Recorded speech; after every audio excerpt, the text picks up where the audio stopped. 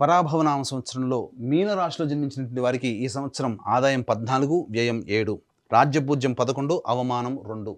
గమనించుకున్నట్లయితే రాశిలోనే శని సంచారం గత సంవత్సరం అనేటువంటిది ఇబ్బందికర పరిస్థితులుగా ఈ ఏలినాటి శని ప్రభావం ఎక్కువగా జన్మరాశిలోనే సంచారం చేస్తూ ఉన్నాడు. ఈ కారణం చేత ప్రతి పని యందు కూడాను అనాసక్తి, అంతేకాకుండా బద్ధకం ఎక్కువగా ఉండడము, చేస్తున్నటువంటి వృత్తి ఉద్యోగ వ్యాపారాల్లో కాస్త అడ్డంకులు అనేటువంటివి శని ప్రభావం కలుగుతాయి. ఇక్కడ వీక్షించేటువంటి ప్రేక్షకుల్లో శని ప్రభావం వలన సమస్యలను అనుకోకండి. ఇది గత జన్మలో చేసినటువంటి కర్మదోషం వలన ఈ జన్మల్లో కష్టాల రూపంలో మనం ఆ దోషాన్ని తొలగించుకుంటున్నాం. ఇక్కడ ప్రధానంగా మొక్కవోని ధైర్యము, ఆత్మవిశ్వాసంతో ముందడుగు వేస్తూ పట్టిన పట్టు సడవకుండా విడవకుండా చక్కగా ముందడుగు వేసినట్లయితే ఈ యొక్క శని ప్రభావంలో వచ్చేటువంటి దోషాలు కూడా తొలగిపోతాయి.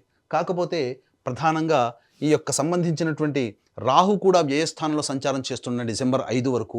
కాబట్టి శని అనుగ్రహం లేడు, రాహు కూడా అనుకూలంగా లేడు. ఈ కారణం చేత ప్రధానంగా కుటుంబంలో వస్తువులు, విలువైన ఆభరణాలు చోరికి గురవ్వడం, తద్వారా కొంత మానసికమైన ఆందోళనకు గురవ్వడం, ఇంట్లో కంటే కూడా ఎక్కువగా బయట ఉండాల్సినటువంటి పరిస్థితి రావడం అనేటువంటిది ఉంటుంది. అయితే ప్రధానంగా ఈ మే 31వ తారీఖు వరకు కూడాను గురువు ప్రధానంగా అర్ధాష్టమ స్థానంలో సంచారం చేస్తుండడం, ఇది కూడాను అనుకూలంగా ఉండదు. కాబట్టి ఈ సమయంలో చేస్తున్నటువంటి వృత్తి ఉద్యోగ వ్యాపారాల్లో కష్ట నష్టాలు అనేటువంటివి ఉంటాయి. ఇగోకి పోయి చాలా మటుకు సమస్యలు కొని తెచ్చుకోవాల్సినటువంటి పరిస్థితి వస్తుంది. కాబట్టి ఏతావాత ఈ యొక్క సంబంధించినటువంటి మీనరాశిలో జన్మించినటువంటి వారు ఎటువంటి నూతన ప్రయత్నాలు వృత్తి ఉద్యోగ వ్యాపార పరంగా మే 31వ తారీఖు లోపల చేసుకోకపోవడమే చాలా మేలనేటువంటి విషయాన్ని గమనించుకోవాలి. ఎప్పుడూ ఒకే విధంగా చెడు ఉండదు కదా. మంచి కూడా జూన్ 1వ తారీఖు నుంచి అక్టోబర్ 30వ తారీఖులో వరకు ఈ గురువు కర్కాటక రాశిలో సంచారం చేస్తున్నటువంటి కారణం చేత మీకు చాలా మటుకు యోగమైనటువంటి స్థితి, అనగా అప్పటి వరకు కష్టాలు పడుతున్నటువంటిది ఇక మన జీవితం ఇంతే, ఇంకా దీనికి సంబంధించి ఇక మనకు అభివృద్ధి లేదు అనుకునేటువంటి సందర్భం నుంచి కాస్త చిగురాకులు చిగురిస్తున్నట్టుగా జీవితం మీద ఆసక్తి, ఆశ ఇవన్నీ కూడా గురువు కలగజేస్తాడు. తద్వారా చేసేటువంటి ప్రతి ప్రయత్నంలో ఈ గురుగ్రహ ప్రభావంలో ప్రధానంగా మంచి ధనము లభిస్తుంది, కీర్తి ప్రతిష్టలు లభిస్తాయి, పేరుకు తగినటువంటి కనుక ప్రయత్నానికి తగ్గట్టుగా పేరు ప్రఖ్యాతులు పెరుగుతాయి. కాబట్టి ఈ శని రాహు ప్రభావంలో వచ్చేటువంటి ఇబ్బందికర పరిస్థితుల నుంచి ఈ యొక్క గురువు వాళ్ళ ప్రభావం వలన బయటపడతారు. అంటే గురువు అంటే ఇక్కడ ఏంటి, దైవం అని చెప్పవచ్చు, అదృష్టం అని చెప్పవచ్చు, అలాగే పెద్దల ఆశీర్వచనం చెప్పవచ్చు. కాబట్టి ఈ మీనరాశిలో జన్మించినటువంటి వారు ఈ సంవత్సరం మొత్తం కూడా పెద్దల ఆశీర్వచనాలు తీసుకుంటూ ఇష్టదైవానికి దగ్గరగా మీరు ఉన్నట్లయితే ఈ మిగతా గ్రహాల యొక్క ప్రభావంలో వచ్చే దుష్ఫలితాలన్నీ కూడాను తొలగిపోతాయి. అంతేకాకుండా అక్టోబర్ 31 నుంచి జనవరి 24 వరకు సింహరాశిలో సంచారం చేస్తున్నటువంటి కారణం చేత మళ్ళీ మొదటికే వచ్చినట్టుగా మే 31వ తారీఖు వరకు కంటే కూడా ఇక్కడ ప్రధానంగా కొన్ని ఇబ్బందికర పరిస్థితులు, అంటే రాహు కేతుల మార్పు జరగనంత వరకు కూడా, అనగా అక్టోబర్ 31వ తారీఖు నుంచి డిసెంబర్ 5 వరకు రాహుకేతుల మార్పు ఉండదు. కాబట్టి ఈ సమయంలో సమస్త గ్రహాలు మీకు అనుకూలంగా లేని కారణం చేత కష్ట నష్టాలు, రుణ బాధలు ఎక్కువగా అవడము, ఈ సమయంలో మీరు ఎవరికైతే డబ్బులు అప్పగిస్తారో అవి మళ్ళీ తిరిగి మీకు రావు, చేస్తున్నటువంటి వృత్తి ఉద్యోగ వ్యాపారాల్లో కాస్త అనిశ్చితి, అలాగే ఎందుకు మనం చేస్తున్నాము దీని నుంచి బయటపడితే చాలు అన్నంతగా మీకు ఒత్తిడులు ఎక్కువగా ఉంటాయి, స్ట్రెస్ ఎక్కువగా ఉంటుంది. కాబట్టి దైవానుగ్రహంతో మీరు ఆ స్ట్రెస్ నుంచి మీరు బయటపడవచ్చు. మీకు ఇష్టమైనటువంటి వ్యక్తులు, మీ మంచి కోరే వ్యక్తులకి మధ్య ఈ అక్టోబర్ 31 నుంచి డిసెంబర్ 5 వరకు ఉండడానికి ప్రయత్నం చేయండి. ఆ 2 నెలల 11 రోజుల పాటు మిగతా సమయం అంతా కూడాను అనుకూలంగా ఉండబోతుంది. ఎప్పుడైతే డిసెంబర్ 5 తర్వాత రాహువు మకర రాశిలో సంచారం ప్రయత్నం చేస్తాడో అద్భుతమైనటువంటి ప్రగతి మీ యొక్క జీవితంలో ఉండబోతుంది. తద్వారా మీరు ఆ ధైర్యంతోనే ముందడుగు వేస్తారు. గురువు కూడా అనుకూలంగా ఉండడం అనేటువంటిది భవిష్యత్తులో జరుగుతుంది. ఇక కేతువు కూడాను పంచమ స్థానంలో ఉన్నటువంటి కారణం చేత సాధారణమైనటువంటి ఫలితాలు డిసెంబర్ 5 నుంచి కేతు గ్రహ ప్రభావంలో కలుగుతాయి. కానీ జనవరి 24 నుంచి మళ్ళీ ఉగాది వరకు కర్కాటక రాశిలో గురు సంచార ప్రభావం వలన ప్రధానంగా అన్ని విధాలుగా యోగదాయకమైనటువంటి పరిస్థితి ఉంటుంది. కాబట్టి అక్టోబర్ 31 నుంచి జనవరి 24 అంటే 2 నెలల 27 రోజులు, అలాగే జూన్ 1వ తారీఖు నుంచి అక్టోబర్ 30 వరకు అంటే 5 నెలలు, మళ్ళీ జనవరి 24 నుంచి ఉగాది వరకు అనంటే దాదాపుగా 2 నెలల పాటు ఉండేటువంటి సమయం ఏదైతే ఉంటుందో, అనగా మొత్తం 7 నెలలు, అనగా ఒక గురువు మాత్రం మిమ్మల్ని అన్నింటినీ కూడా ఈ యొక్క మీనరాశిని చాలా జాగ్రత్తగా కాపాడుకుని వస్తాడు. కాబట్టి 7 నెలల పాటు గురు అనుగ్రహం ఉంది అని అంటే 7 నెలలు మీకు దైవం అనుకూలంగా ఉండబోతుంది, పెద్దలు మీకు సహాయ సహకారాలు అందిస్తారు. కాబట్టి ఈ 2 వర్గాల వారిని మాత్రం ఎప్పుడు కూడా విస్మరించకండి. మీ జీవితంలో మీరు అది ప్రధాన భాగం అనేటువంటిది పెంపొందించుకునే ప్రయత్నం చేయండి. ఇక నిరుద్యోగస్తులు కనుక గమనించుకున్నట్లయితే నిరుద్యోగస్తులు ఎప్పుడు ప్రయత్నం చేస్తే ఉద్యోగం లభిస్తుంది. అలాగే ప్రధానంగా ఉన్న సంస్థలో పనిచేస్తున్నటువంటి వాళ్ళు వేరే సంస్థలకి మారాలంటే ఏ సమయంలో ప్రయత్నం చేయాలి. అలాగే కేంద్ర రాష్ట్ర ప్రభుత్వంలో ఉన్నటువంటి వాళ్ళకి ఎప్పుడు బదిలీలు కోరుకున్న చోటికి బదిలీలు అలాగే ప్రమోషన్స్ లభిస్తాయి. ముఖ్యంగా కేంద్ర రాష్ట్ర ప్రభుత్వాలకి పనిచేసేటువంటి కాంట్రాక్టర్లకి ఏ సమయంలో బిల్స్ ప్రజెంట్ చేస్తే మనకు పాస్ అయ్యి ధన ప్రవాహం వస్తుంది, కొత్త కాంట్రాక్ట్స్ చేజిక్కించుకుంటారు అనే విషయాన్ని కనుక గమనించుకున్నట్లయితే ప్రధానంగా 15 మే నుంచి 14 జూన్ మధ్య ఉన్నటువంటి కాలము, అలాగే 17 ఆగస్టు నుంచి 16 సెప్టెంబర్ మధ్య ఉన్నటువంటి కాలము, మరియు 13 జనవరి నుంచి అనగా 16 డిసెంబర్ నుంచి 12 ఫిబ్రవరి వరకు ఉన్నటువంటి కాలము చాలా అనుకూలమైన కాలం. ఈ సమయంలో మాత్రమే మీకు మంచి జరగబోతుంది. ఇక విన్నారు కదా, ఈ మీనరాశిలో జన్మించినటువంటి వారికి ఎటువంటి కష్టాలు ప్రారంభంలో ఎదురవుతాయి, మధ్యలో ఎదురవుతాయి. ఈ మీనరాశితో పాటుగా 12 రాశిలో జన్మించినటువంటి వారికి కూడాను నవగ్రహాల యొక్క అనుగ్రహం ఉంటే తప్ప మంచి ఎక్కువగా చెడు తక్కువగా ఉండదు. కాబట్టి ఇట్టి నవగ్రహాల యొక్క అనుగ్రహం అందరికీ అందించాలనేటువంటి యొక్క సదుద్దేశంతో ఏప్రిల్ 1వ తారీఖు రోజున చైత్ర పౌర్ణమి సందర్భంగా అత్యంత శుభ ఫలితాలను ఇచ్చేటువంటి హస్త నక్షత్రం ఉన్నటువంటి రోజున మన పీఠం ఆధ్వర్యంలో సాయంకాలం 6 గంటలకి సర్వదోష నివారణ పూజల హోమాలలో భాగంగా నవగ్రహ పాశుపత హోమము, అలాగే ఆరోగ్యం కోసం మృత్యుంజయ హోమం, సర్వకార్య జయసిద్ధికి సుదర్శన హోమం, రుద్రహోమంతో పాటుగా ఆర్థిక, వ్యాపార, ఉద్యోగ అభివృద్ధి, దాంపత్య వివాహ ప్రాప్తి కోసమే లక్ష్మీ మూలమంత్ర సంపుడిత లక్ష్మీ సూక్త హోమాన్ని జరిపించి శక్తిపాతం చేసినటువంటి కరుంగలి మాల ఇవ్వడం జరుగుతుంది. ఈ కార్యక్రమంలో గోతనామాదులు నమోదు చేసుకోదలిచినటువంటి వాళ్ళు ఏప్రిల్ 1వ తారీఖు మధ్యాహ్నం 3 గంటల లోపల మీ గోతనామాదులు నమోదు చేసుకోవచ్చు. ఇక రాశిలోనే ఈ యొక్క కుజగ్రహ సంచారము 2 ఏప్రిల్ నుంచి 10 మే వరకు ఉన్నటువంటి కారణం కాబట్టి ఇది కాస్త కాన్ఫ్లిక్ట్స్ అనేటువంటి, అనగా మీరు తీసుకునే నిర్ణయాలు మీకు వ్యతిరేకంగా వచ్చే అవకాశం ఉంది. కాబట్టి జాగ్రత్తలు పాటించండి. 11 మే నుంచి 19 జూన్ వరకు ఉన్నటువంటి కాలం సంతానం మూలంగా ఖర్చుల సమస్యలు, విభేదాలు, అలాగే సంతానం పట్ల శ్రద్ధ వహించాల్సినటువంటి పరిస్థితిని సూచిస్తుంది. ముఖ్యంగా మీకు ఆరోగ్యం పట్ల కూడా శ్రద్ధ వహించాల్సినటువంటి పరిస్థితి గోచరం అవుతుంది.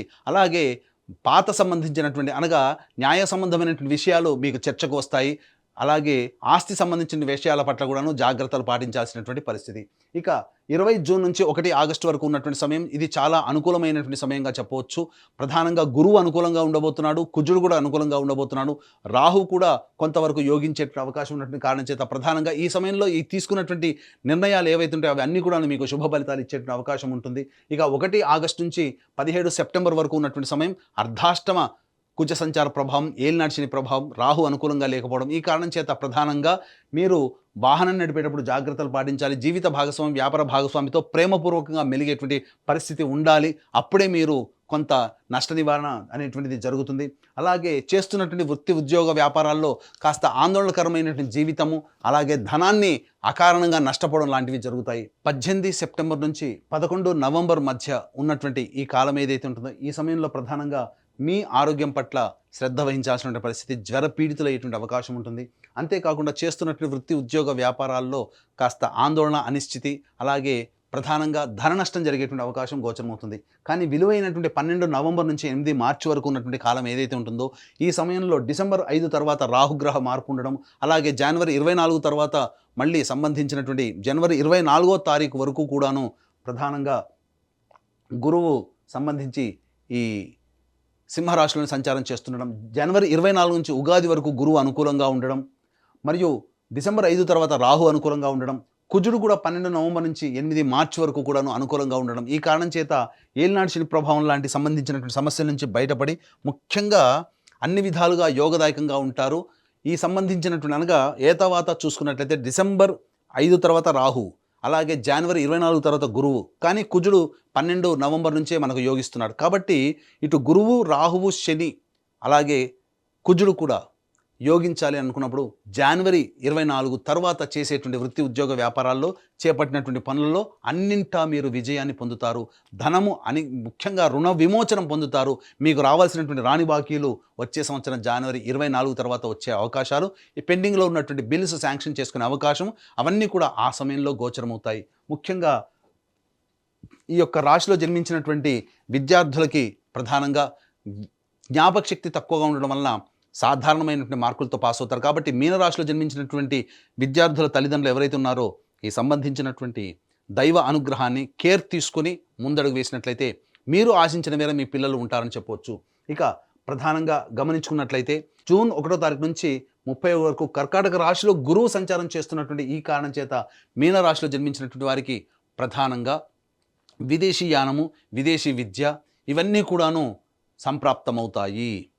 తద్వారా కోరుకున్న యూనివర్సిటీలో మీకు ప్రవేశం లభిస్తుంది.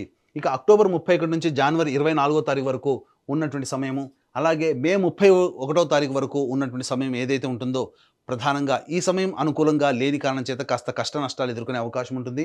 జూన్ 1 నుంచి అక్టోబర్ 30 వరకు వీసా శాంక్షన్ అవ్వడం కానీ, ఉన్న ప్రాజెక్ట్ మళ్ళీ రెన్యువల్స్ జరగడం కానీ, కొత్త ఉద్యోగంలో లభించడం కానీ విదేశాల్లో ఉన్నటువంటి వాళ్ళకి జరుగుతాయని చెప్పొచ్చు. ఇక ప్రధానంగా గమనించుకున్నట్లయితే ఈ యొక్క రాశిలో జన్మించినటువంటి రాజకీయ రంగ ప్రముఖులకి ప్రధానంగా డిసెంబర్ 5 తర్వాతనే అత్యంత ప్రజాదరణ కలిగినటువంటి పరిస్థితులు గోచరమవుతున్నాయి. కాబట్టి ఏదైనా ఎన్నికలు మీరు పోటీ చేయాలన్న డిసెంబర్ 5 తర్వాత వచ్చేటువంటి ఎన్నికల్లో మీరు పోటీ చేస్తే తప్పకుండా విజయాన్ని పొందుతారు. ఏదైనా కానీ నామినేటెడ్ పోస్ట్ కావాలనుకున్నట్టయితే ప్రధానంగా వచ్చే సంవత్సరం సంక్రాంతి తర్వాత పార్టీ పెద్దలతో సమావేశమై నిర్ణయం తీసుకుంటే మీకు విజయం, మీ మాట విని మీకు మంచి పదవిని కట్టబెడతారని చెప్పొచ్చు. ఈ యొక్క రాశిలో జన్మించినటువంటి ప్రధానంగా విద్యార్థులకి సంబంధించి కళారంగంలో ఉన్నటువంటి వాళ్ళు, అలాగే 24 ఫ్రేమ్స్ మరియు ఎలక్ట్రానిక్ అండ్ ప్రింటింగ్ మీడియా, అలాగే ఈ సోషల్ మీడియా రంగంలో ఉన్నటువంటి వాళ్ళకి సాధారణమైనటువంటి ఫలితాల కంటే ఎక్కువగా శుభ ఫలితాలు పొందుతారు. నూతన నటీనటులకు మాత్రం అవకాశాలు తక్కువగా గోచరమయ్యేటువంటి అవకాశం ఉంటుంది. అన్నిటికంటే ముఖ్యంగా ప్రధానంగా ఈ మే 31వ తారీఖు వరకు ప్రధానంగా మీ ఆస్తిపాస్తులను కోల్పోయే అవకాశం ఉంది. కాబట్టి జాగ్రత్తలు పాటించండి. ధనపరమైన విషయాల్లో మంచి నిర్ణయం తీసుకునే ప్రయత్నం చేయండి. అలాగే మంచి అవకాశాలు కూడా అన్నీ నోటిదాకా వచ్చి వెనక్కి వెళ్ళిపోతాయని చెప్పవచ్చు. ఇక ముఖ్యంగా గమనించుకున్నట్లయితే ఈ యొక్క సంబంధించినటువంటి ప్రధానంగా ఈ యొక్క మీనరాశిలో జన్మించినటువంటి రైతులకి మొదటి పంట కంటే రెండో పంట చాలా అభివృద్ధిగా ఉంటుంది. అన్ని విధాలుగా దిగుబడి ఎక్కువగా ఉండడం, రాబడి ఎక్కువగా ఉంటుంది. కౌలుదారులు రుణ విముక్తులు అవుతారు. ఈ యొక్క సంబంధించినటువంటి రైతులకి ఇంట్లో శుభకార్యాలు జరిగేటువంటి అవకాశము గోచరమవుతుంది. ఇక ప్రధానంగా డిసెంబర్ 5 తర్వాత ఈ రాశిలో జన్మించినటువంటి క్రీడాకారులకి ప్రోత్సాహకాలు లభించి అన్ని విధాలుగా మీరు అనుకున్నటువంటి విధంగా మీరు మంచి స్థాయిలోకి ఉంటారు.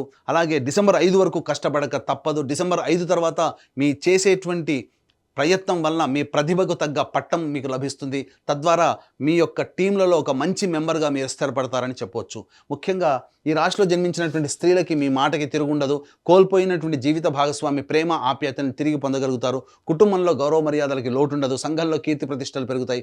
కాకపోతే ధన నష్టం ఎక్కువగా జరగబోతుంది. అలాగే మీ వస్తువులు డిసెంబర్ 5వ తారీఖు వరకు వ్యయ రాహు ప్రభావం వలన వస్తువులు దొంగతనానికి అయ్యే అవకాశం ఉంది. కాబట్టి జాగ్రత్త కాపాడుకోండి. అలాగే ముఖ్యంగా ఎదుటివారితో వ్యవహరించేటప్పుడు ప్రేమ ఆప్యాయతలో ఈ సంవత్సరం అంతా వ్యవహరించండి. ఎవరిని కూడాను తక్కువగా అంచనా వేయకండి. ఈ రాశిలో జన్మించినటువంటి స్త్రీలు ప్రధానంగా ఎవరిని తక్కువ అంచనా ఇస్తారో వాళ్ళే మళ్ళీ మీకు తిరిగి ఇబ్బంది పెట్టేటువంటి అవకాశం ఉంటుంది. మీ యొక్క అభివృద్ధిని, మీ యొక్క మంచితనాన్ని చూసి ఓర్వలేనటువంటి వాళ్ళు మీకు వెనక గోతులు తవ్వే అవకాశాలు ఎక్కువగా ఉంటాయి. కాబట్టి వాళ్ళ పట్ల ఒక ఇంత శ్రద్ధ వహించండి. ఏతావాత ఈ యొక్క రాశిలో జన్మించినటువంటి వారికి అన్ని విధాలుగా బాగుంటుంది. స్థిర చిరాస్తులు అనేటువంటివి సొంతం చేసుకుంటారు. ముఖ్యంగా ఈ రాశిలో జన్మించినటువంటి వారికి ప్రధానంగా జనవరి 24 తర్వాత మీకు సొంత ఇంటి కల నెరవేరేటువంటి అవకాశము గోచరమవుతుంది. ఈ రాశిలో జన్మించినటువంటి వాళ్ళకి ప్రధానంగా జూన్ 1వ తారీఖు నుంచి అక్టోబర్ 30 మధ్య కాలంలో వివాహం కావాల్సినటువంటి స్త్రీ పురుషులకి వివాహం నిశ్చయమయ్యేటువంటి అవకాశము ఎక్కువగా గోచరమవుతుందని చెప్పొచ్చు. ఏతావాత చెప్పొచ్చేది ఏమిటంటే ఈ యొక్క మీనరాశిలో జన్మించినటువంటి వారికి కొంతకాలం అనుకూలం, కొంతకాలము ప్రతికూలం. కాబట్టి మీనరాశితో పాటు 12 రాశిలో జన్మించినటువంటి వారికి నవగ్రహాల యొక్క అనుగ్రహం సంపూర్ణంగా ఉంటేనే మంచి ఎక్కువగా, చెడు తక్కువగా ఉంటుంది. కాబట్టి దీన్ని దృష్టిలో పెట్టుకుని ఏప్రిల్ 1వ తారీఖు రోజున మన పీఠం ఆధ్వర్యంలో జరిగేటువంటి సర్వదోష నివారణ పూజలు, హోమాలలో గోత్రనామాదులు నమోదు చేసుకొని ఈ యొక్క కరుంగలి మాలను సొంతం చేసుకోవడం ద్వారా అన్ని విధాలుగా మీ యొక్క జీవితంలో నవగ్రహాలు అనుగ్రహించి మీ కళలను సాకారం చేసి మీరు ఊహించిన విధంగా మీ జీవితంలో స్థిరపడాలని కోరుకుంటూ సర్వం శ్రీ ఉమామహేశ్వర పరబ్రహ్మార్పణమస్తు.